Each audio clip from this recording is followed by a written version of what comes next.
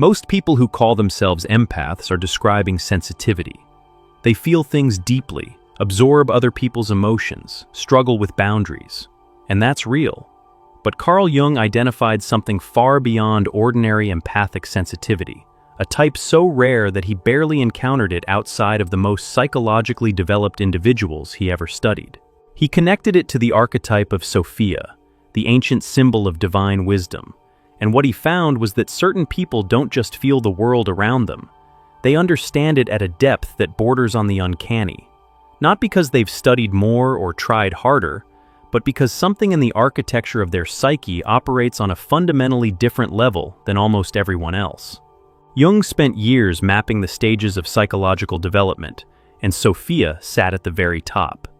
She wasn't an emotion, she wasn't a feeling. She was a way of perceiving reality that integrated everything, light and dark, conscious and unconscious, personal and collective, into a single, coherent knowing. And the people who carried this archetype as their dominant mode of being didn't just experience empathy. They experienced a form of wisdom so instinctive, so immediate, and so penetrating that it often frightened the people around them, including themselves. Today, I'm going to show you the 7 specific signs that you carry this Sophia archetype according to Jung's framework, why this isn't just another personality label, but a profound psychological reality, and what it actually means to live as someone whose empathy operates through wisdom rather than absorption. Because if you've always felt that your sensitivity was different from what other empaths describe, quieter, deeper, more like knowing than feeling, you may be recognizing something about yourself that finally has a name. Jung observed that people operating from the Sophia level didn't process reality the way others did. Where most people needed evidence, argument, and proof to arrive at understanding, Sophia types arrived at understanding first and found the evidence later. Where most people experienced emotions as reactions to events, Sophia types experienced emotions as information, data about the deeper structure of what was actually happening beneath the surface. This wasn't intuition in the casual sense. This was a fully developed perceptual system that integrated conscious awareness with unconscious knowledge in real time. And here's what made this so rare. Most people never reach the Sophia stage of development, not because they're incapable, but because reaching it requires a degree of shadow integration, psychological honesty, and willingness to sit with paradox that most people actively avoid. You can't access Sophia-level perception while still running from your own darkness. You can't see the world with that kind of clarity while maintaining comfortable illusions about yourself. The price of this wisdom is everything false about you, and most people aren't willing to pay it. But some people seem to arrive at this level almost naturally, not because they bypassed the work, but because life forced the work upon them. Their circumstances demanded psychological development so early and so intensely that they integrated shadow material, developed pattern recognition, and cultivated inner knowing before they had language for any of it. These are the Sophia Empaths. And if you are one, the following 7 signs won't just resonate with you. They'll feel like someone is finally describing the experience you've been living your entire life without anyone acknowledging it. The first sign is that you experience knowing before understanding. This is the hallmark of Sophia-level perception, and it's disorienting precisely because it reverses the normal order of cognition. Most people observe something, analyze it, process it, and then arrive at a conclusion. You arrive at the conclusion first. The knowing lands in your body, in your awareness, fully formed, and then you spend hours, days, sometimes weeks finding the rational framework to explain what you already know. You meet someone, and you know something essential about them immediately. Not a vague feeling, not a hunch that might be projection, actual knowledge about who they are beneath the surface. You know the marriage is failing before anyone has said a word about it. You know the business deal will collapse before any red flags appear. You know someone is lying not because you caught an inconsistency, but because the truth of the situation is already present in your awareness, like a fact you simply haven't been told yet. This creates a specific kind of frustration that Sophia Empaths carry constantly. You know things you can't prove. You see outcomes you can't justify with available evidence. You recognize dynamics that won't become visible to others for months or years. And in a world that demands proof, logic, and rational explanation for every claim, your way of knowing feels illegitimate. You've learned to second-guess yourself not because your knowing is unreliable, but because no one around you can validate how you arrived at it. Jung recognized this pattern in his most psychologically developed patients.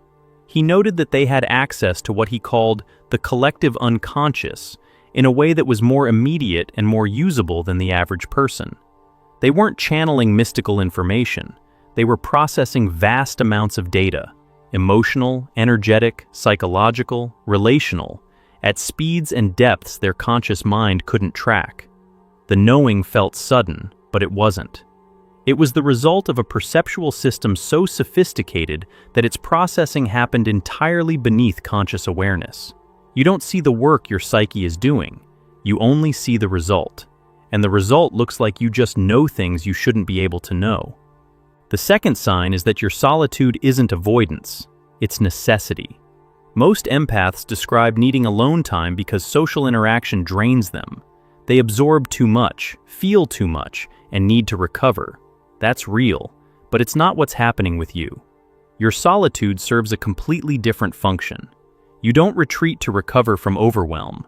You retreat because the depth of processing your psyche performs requires uninterrupted space. You're not hiding from the world, you're integrating it. When you're alone, something activates in your consciousness that can't operate when others are present. Patterns that were registering beneath your awareness start to surface and connect. Insights that had been forming in the background of your psyche become clear. The knowing that you've been carrying without understanding begins to organize itself into coherent meaning. Your solitude is where your deepest cognitive and psychological work happens. And it's not optional. Without it, you feel not just tired but cognitively impaired, like you're trying to think through static. Jung would have called this the process of active imagination unfolding naturally.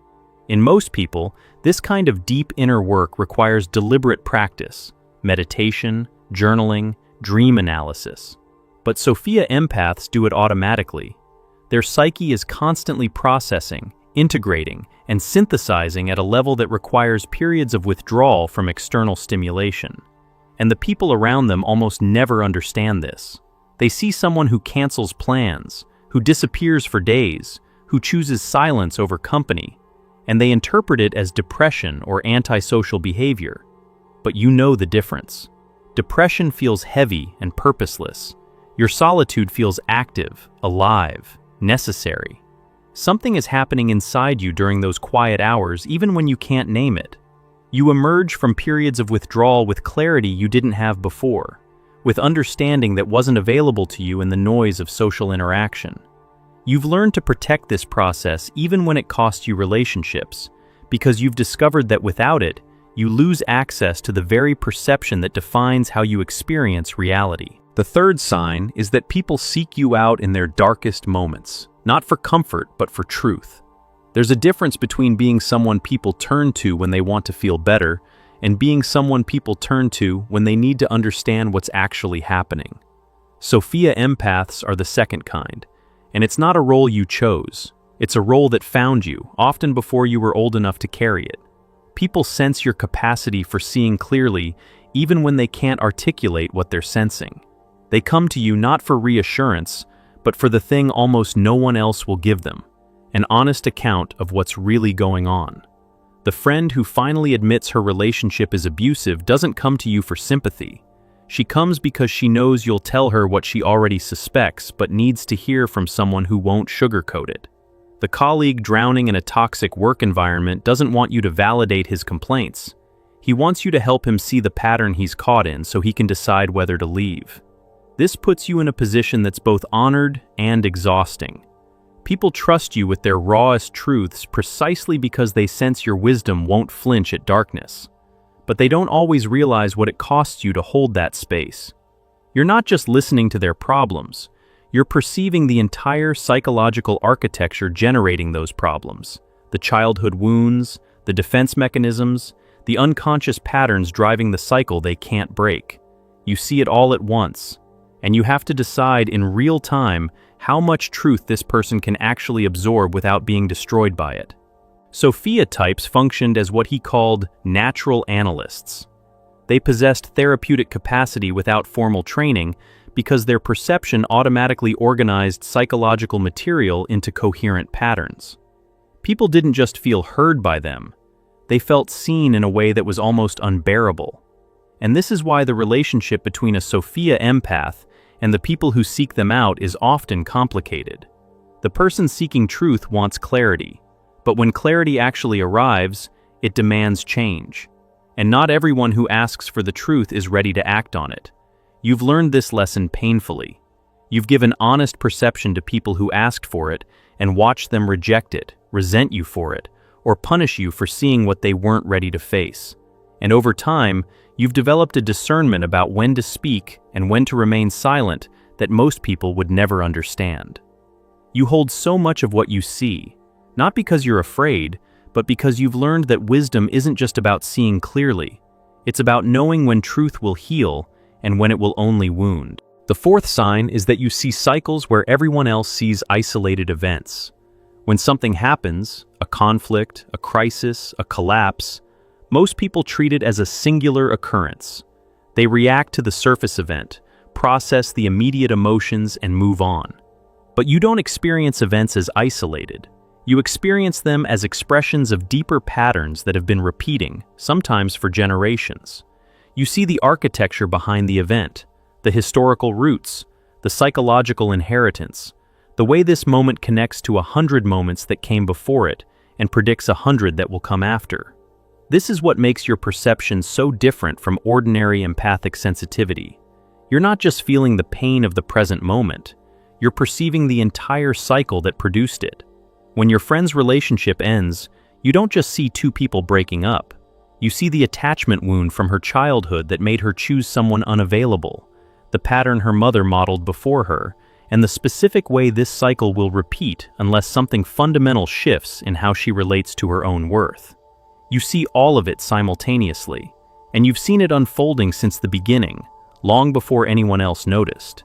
Jung would have connected this to what he explored as the archetypal layer of experience. He believed certain patterns existed not just in individual psyches, but in the collective unconscious. Templates of human experience that repeat across cultures, families, and generations. Sophia empaths perceive these templates naturally. They see the myth inside the mundane. They recognize the ancient pattern inside the modern problem. They understand that what looks like a personal crisis is often the expression of something much older and much larger than the individual experiencing it. This perception is simultaneously a gift and a burden that's hard to communicate to anyone who doesn't share it. You watch people make the same choices their parents made, enter the same dynamics their grandparents modeled, repeat cycles they swear they'll never repeat. And you see it coming not because you're pessimistic, but because the pattern is visible to you in a way that's as clear as watching someone walk toward the edge of a cliff. The hardest part isn't seeing the cycle.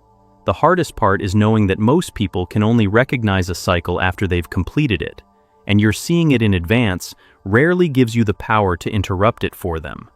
And if this depth of perception is something you carry every day, this constant awareness of patterns most people can't see, then you understand how rare and how isolating this kind of knowing truly is. And that's exactly the kind of inner territory that true self-discovery was designed to help you navigate.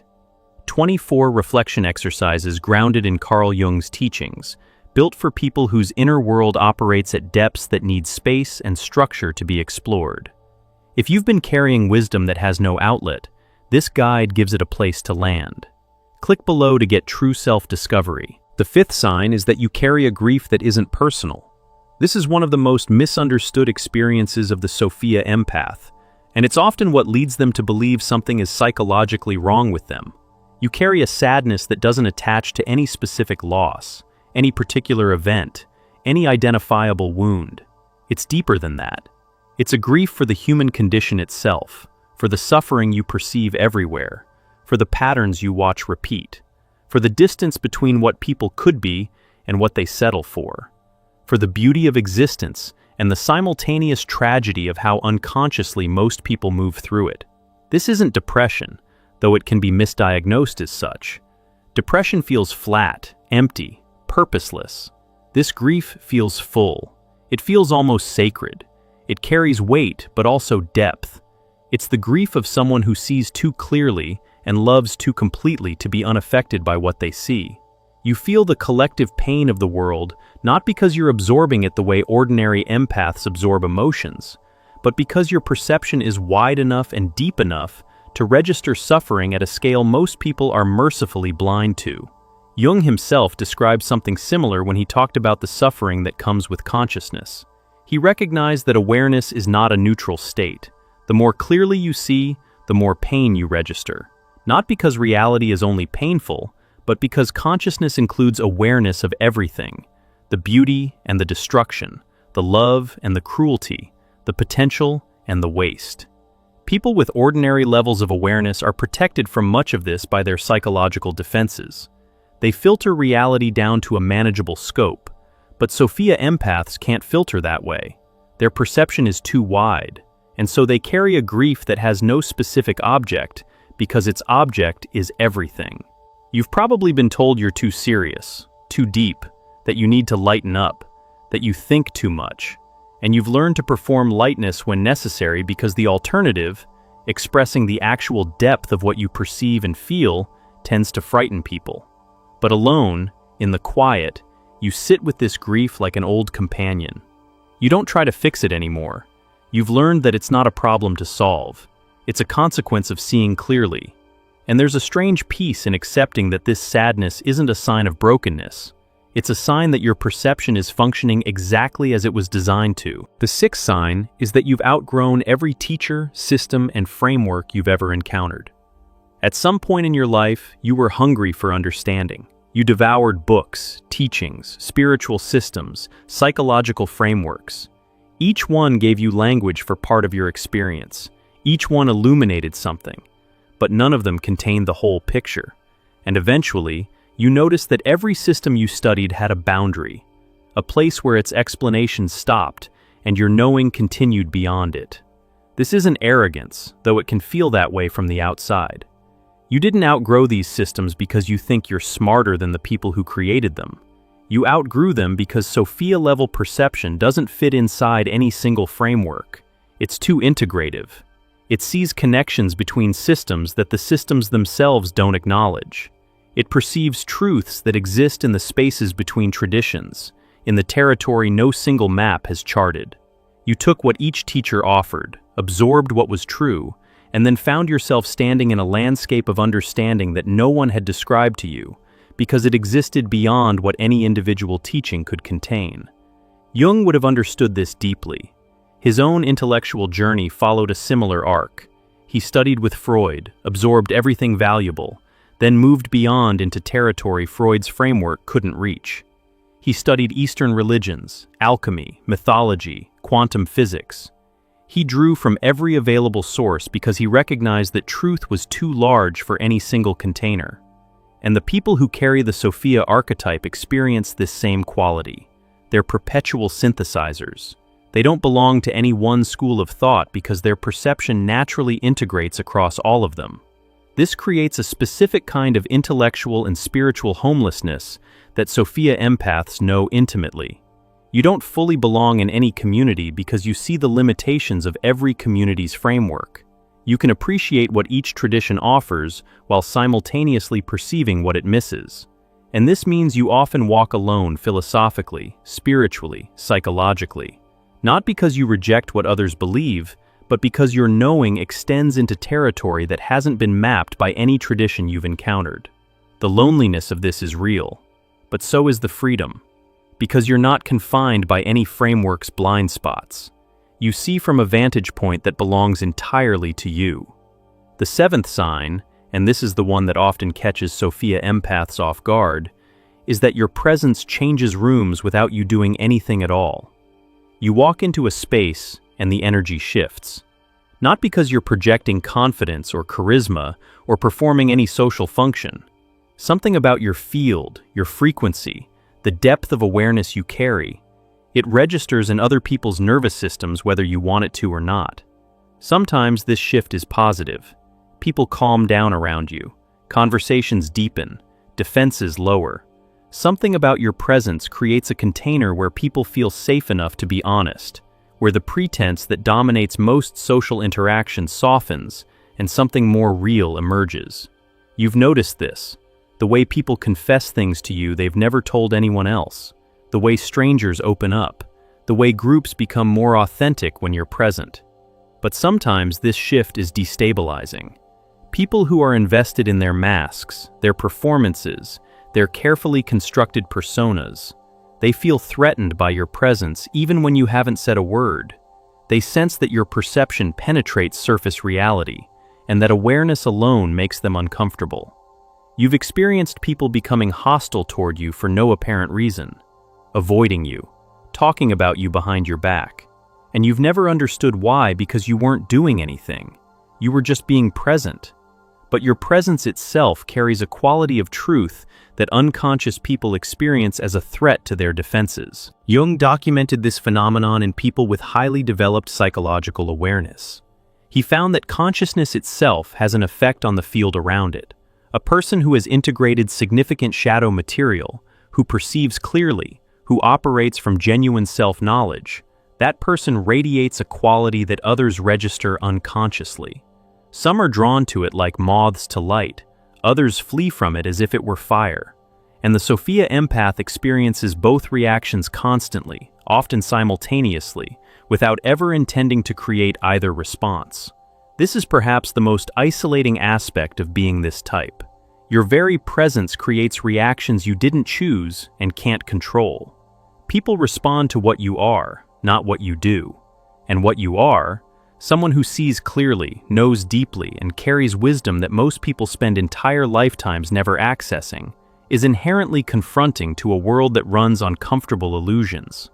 You've probably learned to dim yourself in social situations, to pull your awareness back, to perform a shallower version of yourself so that the people around you aren't overwhelmed by the full weight of who you actually are. And that dimming has a cost that almost no one around you can see. Now, if you recognize yourself in these 7 signs, not casually, not as interesting ideas, but as the lived texture of your daily experience, then you need to understand what Jung believed about people like you. Because having Sophia-level perception isn't a spiritual achievement to celebrate, it's a psychological reality to navigate. And navigating it poorly destroys people who carry this capacity just as surely as never recognizing it does. The primary danger for Sophia Empaths was what he called the burden of unused wisdom. When you perceive at this depth but have no structure for integrating what you perceive, no practice for processing the volume of information your psyche handles, no relationships where your full perception is received, the wisdom turns inward and becomes a weight that crushes rather than illuminates. You start carrying truth you can't express, seeing patterns you can't share, knowing things you can't act on. And that unexpressed knowing doesn't just sit quietly. It creates anxiety, insomnia, physical tension, a restlessness that never fully resolves because its source isn't emotional, it's perceptual. You're taking in more reality than you have an outlet for.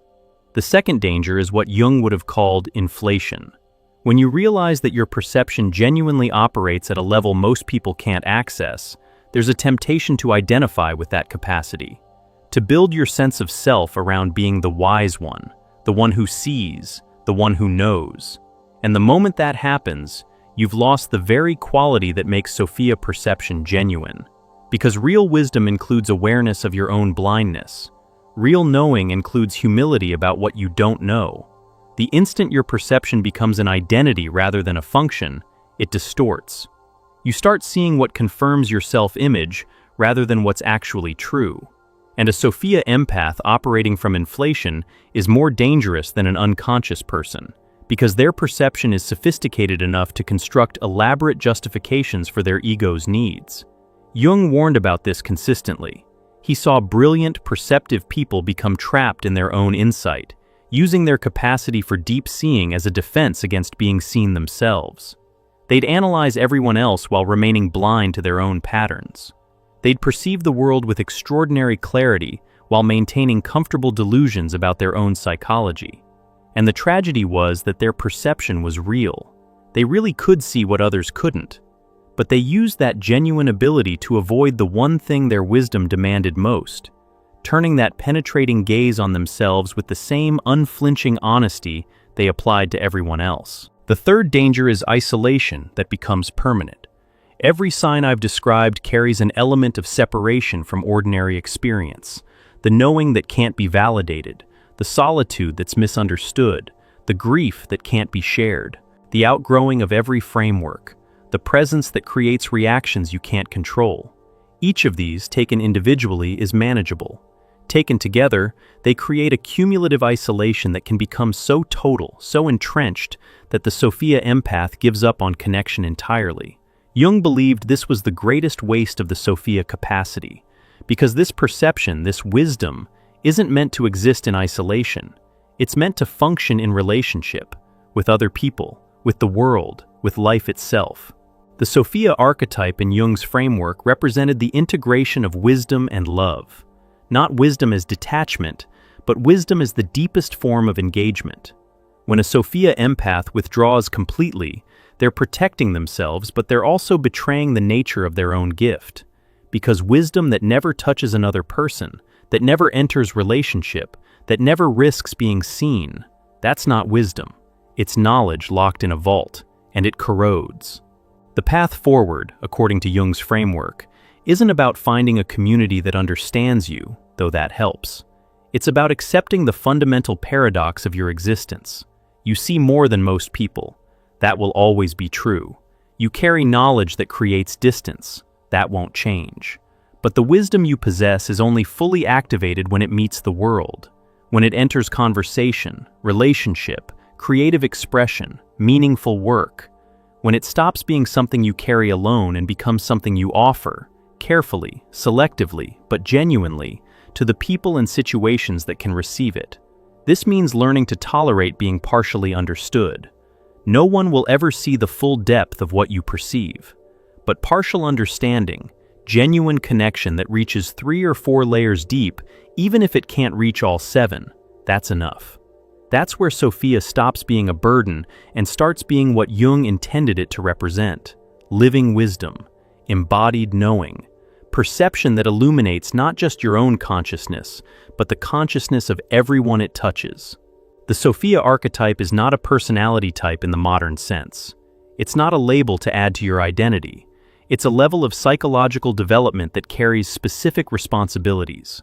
The responsibility to keep integrating your own shadow, even when you'd rather focus on what you see in others. The responsibility to stay in relationship with the world, even when withdrawal feels safer. The responsibility to use your perception in service of something larger than your own comfort or your own need to be recognized as wise. And here's what Jung understood that most people discussing archetypes miss entirely. Sophia isn't a destination. It's a mode of being that deepens endlessly.